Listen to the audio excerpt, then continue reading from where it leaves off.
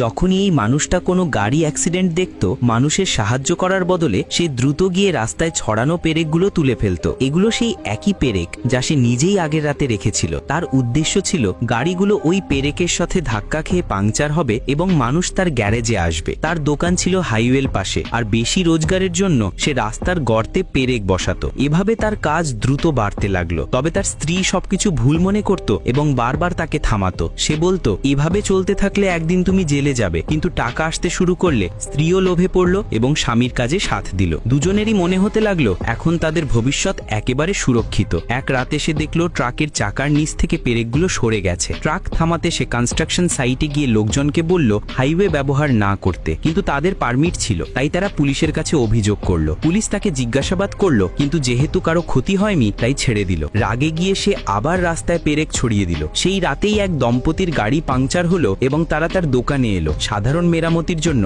সে তাদের কাছ থেকে 500 টাকা নিল। এত টাকা পেয়ে সে খুব খুশি হলো এবং আরো বেশি পেরেক তৈরি করতে লাগলো। পরের দিন এক ধনী মহিলার গাড়িও ওই পেরেকেই পাংচার হলো এবং সেও দোকানে এলো। তার পোশাক দেখে জ্যাক বুঝলো সে খুব ধনী। মেরামতির পর জ্যাক তার কাছে 1 লাখ টাকা চাইলো, কিন্তু মহিলা তাকে 2 লাখ দিল এবং চলে যাওয়ার সময় বলল, বেইমানির টাকা কখনো টেকে না। কিছুক্ষণ জ্যাক ভাবলো, কিন্তু টাকা দেখে আবার খুশি হয়ে গেল। সেই রাতে দুজনের মাথায় নতুন আইডিয়া এলো। তারা ড্রিল মেশিন নিয়ে বের হলো এবং রাস্তায় আরো গভীর গর্ত বানালো যাতে পেরেক আরো শক্তভাবে বসানো যায়। গর্তে তারা এক্সপ্যানশন বোল্টও লাগালো। এবার গাড়ির লম্বা লাইন পড়ে গেল এবং জ্যাক একদিনেই 10 লাখ টাকা কামিয়ে নিল। সে স্ত্রীকে দামি উপহার দিল এবং নিজের জন্য কিনল এক বিলাসবহুল গাড়ি। তার মনে হলো এখন সবকিছুই বদলে গেছে। কিছুদিন পর সেই ধনী মহিলা হঠাৎ গায়েব হয়ে গেল। পুলিশ জ্যাককে খুঁজে বের করলো, কারণ সেই ছিল শেষ ব্যক্তি যার কাছে সেই মহিলা বেশি টাকা দিয়েছিল। জ্যাকের ভয় হচ্ছিল পুলিশ হয়তো পেরেকের ব্যাপারটা জেনে গেছে, কিন্তু তারা শুধু মহিলার ছবি দেখালো। কোনো পাকা প্রমাণ না থাকায় তাকে ছেড়ে দেওয়া হলো। তবে পুলিশ এখন সতর্ক হয়ে গিয়েছিল। তারা জ্যাকের প্রতিবেশী পলকে বলল